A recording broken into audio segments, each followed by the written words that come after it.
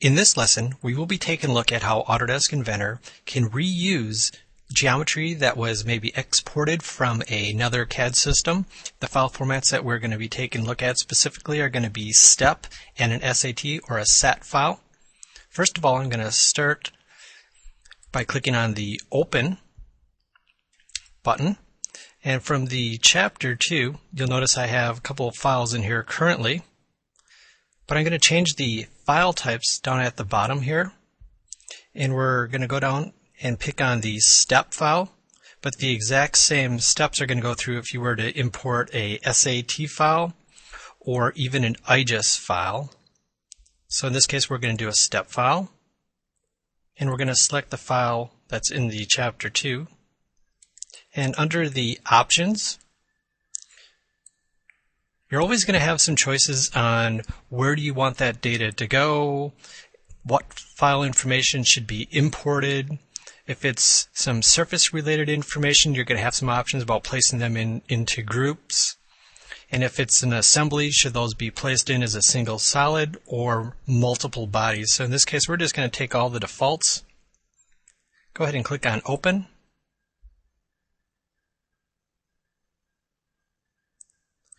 And in this case, we have a very simplistic model. But you'll notice, if I expand up the browser here, it says Base 1. There is no history tree that's going to come along with this file.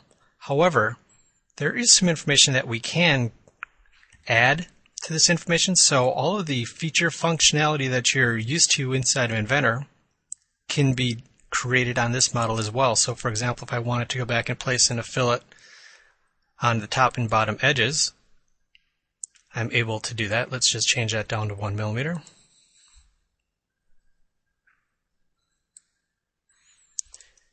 And you can see you can start to build up your history tree based on that solid. So let me undo that for a second.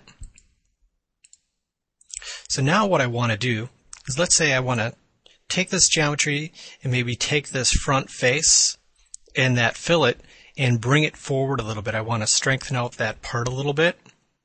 We do have some editing tools available. In the browser, right mouse click, and then from the menu, click on Edit Solid. You'll notice now our tools have changed. So now I can do a move face. And let's just pan this up. I'm going to select my two faces to move.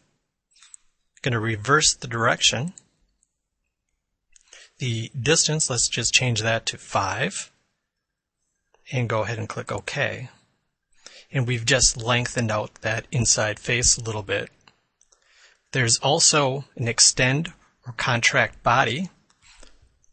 So let's just spin this around a little bit. What I'd like to do is make the width of this part a little bit wider. So again, click on Extend or Contract Body. And it's asking me for the plane. We can go back and utilize a face on the existing part. Or in this case, I'm going to select on the XZ origin plane. And then, of course, we have two options here. Do I want to expand it or extend it? Or contract it, make it smaller. So in this case, let's extend it out, and let's go 20 millimeters. And that part has now been extended 20 millimeters long. If I click on Return, that'll exit me out of the environment where I could go back and edit that solid, but you'll see here it's still just a single base solid.